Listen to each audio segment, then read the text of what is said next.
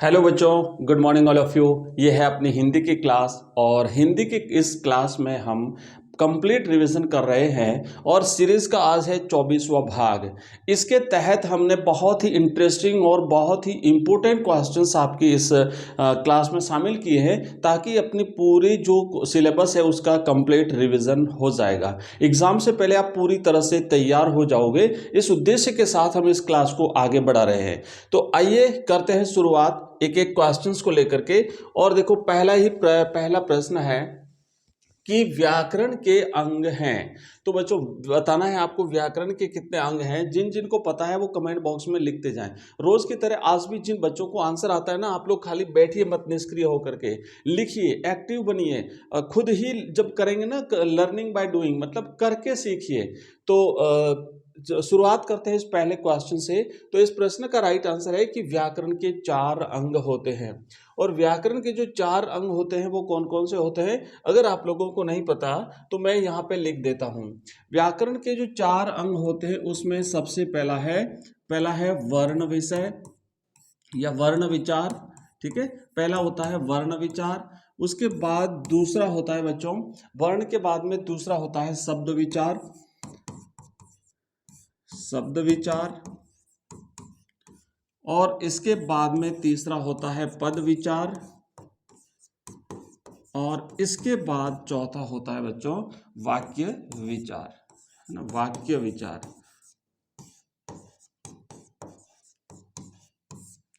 तो ये है व्याकरण के 4 अंग। चलिए नेक्स्ट बढ़ते हैं आगे, अगले क्वेश्चन की तरफ आगे बढ़ते हैं। ये एक एक में क्या क्या होता है वो अपन बाद में डिटेल में पढ़ेंगे कि भाई वर्ण विचार में क्या चीजें होती है, शब्द विचार में किन चीजों को शामिल किया जाता है, पद विचार में क्या पढ़ते हैं। ये कंप्लीट अपन नेक्स्ट आगे क्वेश्चंस आते रहेंगे उसमें पढ़ेंगे हम सारी चीजें। नेक्स्ट क्वेश्चन है, हाँ अगला क्वेश्चन है हमारा, राइट, देवनागरी लिपि का विकास लिपि से हुआ है। तो बताइए, देवनागरी रिक्त स्थान है, देवनागरी लिपि का विकास कौन सी लिपि से हुआ है। 6 प्रश्न आपके व्याकरण भाग से जो रिक्त स्थान वाले आएंगे उसमें इसी टाइप के क्वेश्चंस आएंगे। वो जो पिछला प्रश्न हमने किया ना उसको भी रिक्त स्थान में पूछा जा सकता है। तो उसमें आपको लिखना पड़ेगा 4। अगर नाम पूछा जाए तो चारों के छोटे छोटे, हालांकि रिक्त स्थान में उस तरीके का नहीं पूछा जाएगा बट 4 तो पूछा जा सकता है।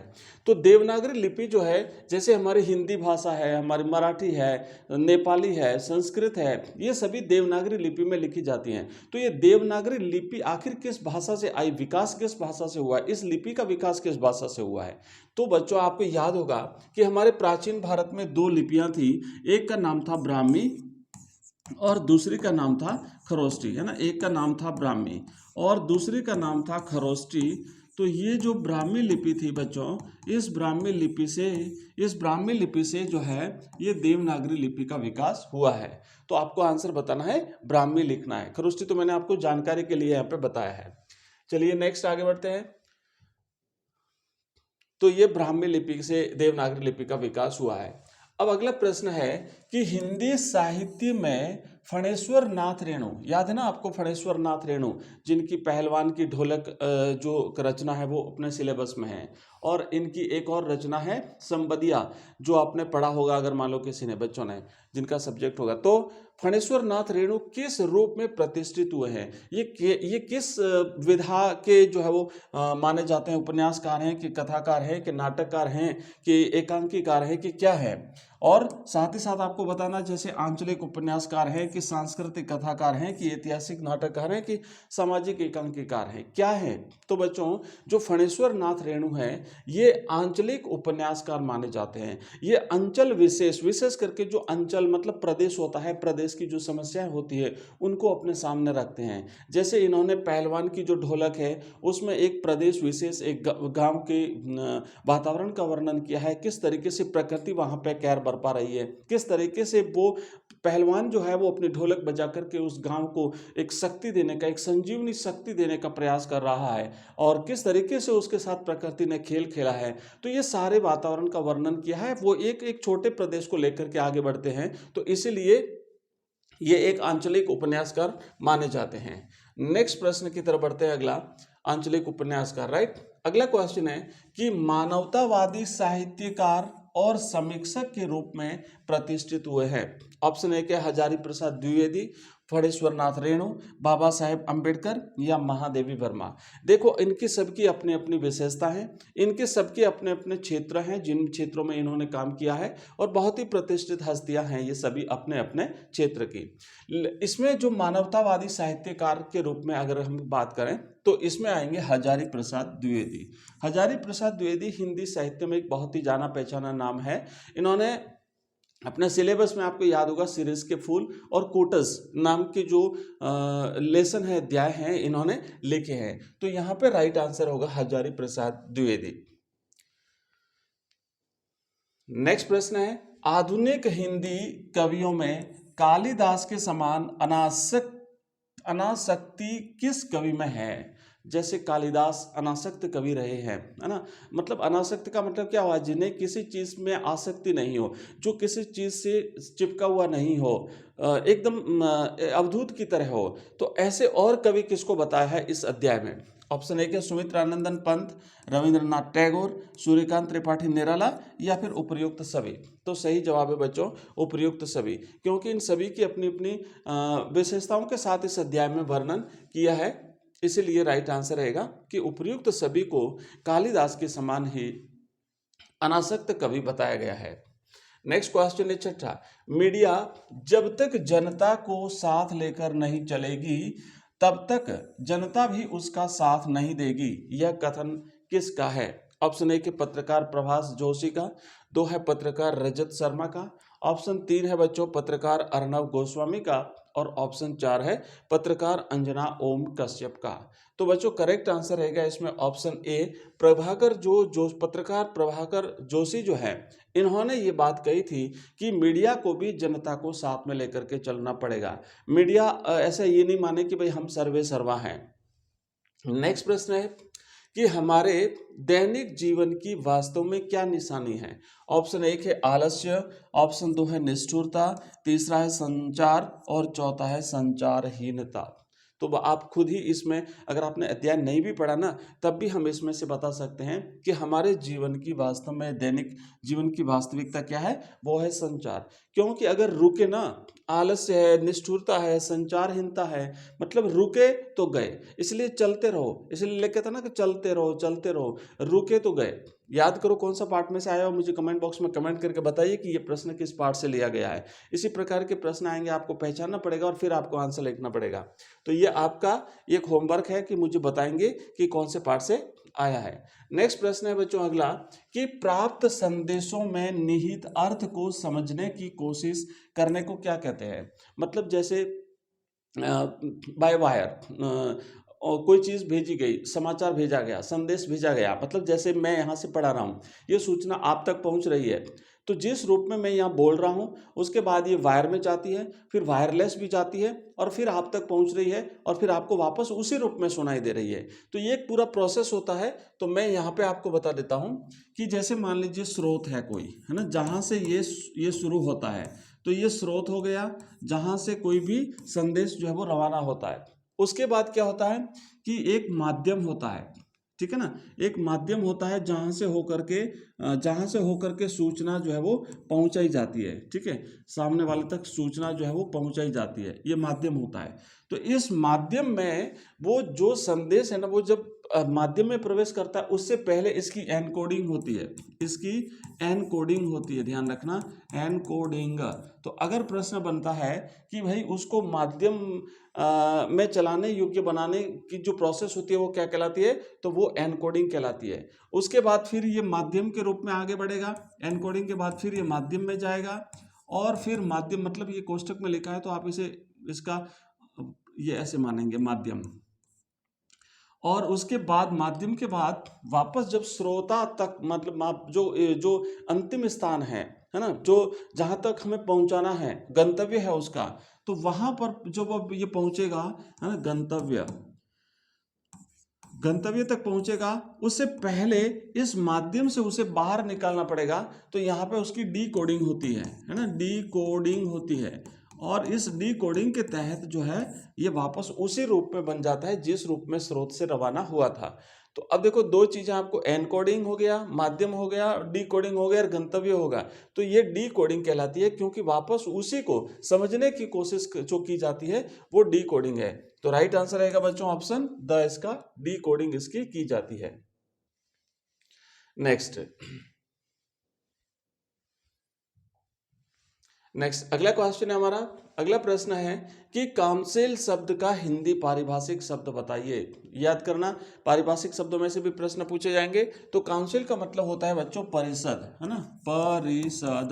काउंसिल का मतलब होता है परिषद, राइट आंसर है। नेक्स्ट क्वेश्चन है बच्चों अगला, काउंसिल का मतलब परिषद हो गया। अगला प्रश्न है कॉन्फेडरेशन शब्द का हिंदी रूपांतरण क्या है। तो इसका अर्थ जैसे होता है ना, संघ होता है, जैसे राज्यों का संघ है ना, तो ये कॉन्फेडरेशन का मतलब होगा परिसंघ। संघ हम कह सकते हैं, इसे परिसंघ कह सकते हैं। प्रशासन की दृष्टि से परिसंघ जो गठबंधन होता है, मतलब जैसे राज्यों का संघ, भारत एक राज्यों का संघ है, India as a union of states, तो उसे यूनियन कहते हैं या कॉन्फेडरेशन भी कहते हैं, परिसंघ कहते हैं। नेक्स्ट है कलीग शब्द का हिंदी पारिभाषिक शब्द बताइए। कलीग का मतलब होता है बच्चों साथी। साथी मतलब जो साथी है अपने, कलीग हैं, है ना, जो साथ में काम करते हैं वो कलीग कहलाते हैं। तो सहकर्मी कह सकते हैं हम, जिसे साथी कह सकते हैं, या सहकर्मी, साथ में काम करने वाले हम इसे कह सकते हैं। नेक्स्ट अगला प्रश्न है कि कोकिल के की कीर कूजते हैं कानन में। इस पंक्ति में अलंकार कौन सा है, जल्दी से बताइए, देखते हैं कौन कौन सही बताता है आंसर। इस पंक्ति में आपको अलंकार बताना है। देखो क क क क क क वर्ण की आवृत्ति हो रही है, और जब बार बार एक ही वर्ण की आवृत्ति होती है तो बच्चों वहां पे अनुप्रास अलंकार होता है। तो इस प्रश्न का सही जवाब होगा अनुप्रास अलंकार। अनुप्रास अलंकार भी 5 प्रकार का होता है, आपको मैंने कई बार पहले भी बताया है, और ये 5 प्रकार से भी प्रश्न बन सकते हैं अगर डिटेल में प्रश्न पूछा जाए तो वो होता है चेकानुप्रास है, वृत्यानुप्रास है, अंत्यानुप्रास है, लाटानुप्रास है ना। ये इसके 5 जो है वो इसके 5 प्रकार हो गए। अगला प्रश्न है कि वक्ता द्वारा बोले गए शब्दों का श्रोता भिन्न अर्थ निकाल लेता है, वहां पे कौन सा अलंकार होता है। मतलब वक्ता कुछ और कहना चाहता है, लेकिन श्रोता है ना उसका कोई और अर्थ निकाल लेता है। तो टेढ़ा अर्थ निकाल लेना, वक्र अर्थ निकाल लेना बच्चों क्या कहलाता है, वक्रोक्ति कहलाता है। वक्र उक्ति, टेढ़ी उक्ति, मतलब श्रोता एक्चुअल में बोला कुछ जिसका अर्थ जो है वो सामने वाला जो उसके नजरिए के हिसाब से कुछ चेंज कर लेता है, तो वो क्या कहलाता है, वक्रोक्ति कहलाती है। अगला क्वेश्चन है कि दो सादृश्य वस्तु होने के कारण, सादृश्य का मतलब होता है एक जैसी दिखाई देने वाली वस्तु होने के कारण दृष्टि भ्रम होकर के एक निश्चित कर लिया जाता है, वहां पर अलंकार होता है। तो दो चीजें हैं, समान दिखने वाली चीजें हैं, और उसमें हम क्या कर लेते हैं, दोनों को दृष्टि भ्रम हो जाता है कि सही ढंग से हम उसे देख नहीं पाते हैं, तो हम उसे एक ही मान लेते हैं, तो वहां पे होता है भ्रांतिमान अलंकार। नेक्स्ट प्रश्न है क्रिया के रिक्त स्थान होने पर भी फल की उत्पत्ति होती है, वहां पे अलंकार कौन सा होता है। तो क्रिया के नहीं होने पर या क्रिया के अनुपस्थित होने पर, मतलब हमने देखो कारण के अभाव में जब कार्य संपन्न हो जाए, याद करो आपको याद किया था, तो एक ही अलंकार को दूसरे रूप में पूछा जा सकता है। इसलिए ये जितने भी क्वेश्चन से आप लोग अच्छी तरह से याद करें, कंफ्यूज होने का बिल्कुल भी इसमें वो नहीं है, और प्रश्न घुमाया जा सकता है। तो हमने जैसे याद किया था कि बिना कारण के अगर कार्य संपन्न हो जाए, वो तो सीधी भाषा में हो गया, पर दूसरी भाषा में यह है कि क्रिया के अभाव होने पर भी या क्रिया के अनुपस्थित होने पर भी जब क्या होता है कि कार्य की उत्पत्ति हो जाती है, तो वहां पे होता है विभावना अलंकार। तो क्रिया का निषेध है और फिर भी कार्य हो रहा है, तो विभावना अलंकार होता है। कल भी मैंने आपको उदाहरण बताया था कि बिनु पद चले सुने बिनु काना, कर बिनु कर्म करे विधि नाना। तो इस प्रकार के अलंकार में विभावना अलंकार होता है। नेक्स्ट क्वेश्चन है निंदक नियरे राखिए आंगन कुटी छवाए, बिन पानी साबुन बिन निर्मल करे शुभाए। अब भाई बिना पानी और बिना साबुन के अगर शरीर को स्वच्छ करना है तो क्या करना है हमें, जो हमारे निंदक है, जो हमारे यूँ कह सकते हैं आलोचक है, उनको हमें अपने पास रखना चाहिए। तो उससे क्या है, शरीर निर्मल होता रहता है। तो ये तो भाई ऐसा तो होगा नहीं, बट फिर भी माना गया है।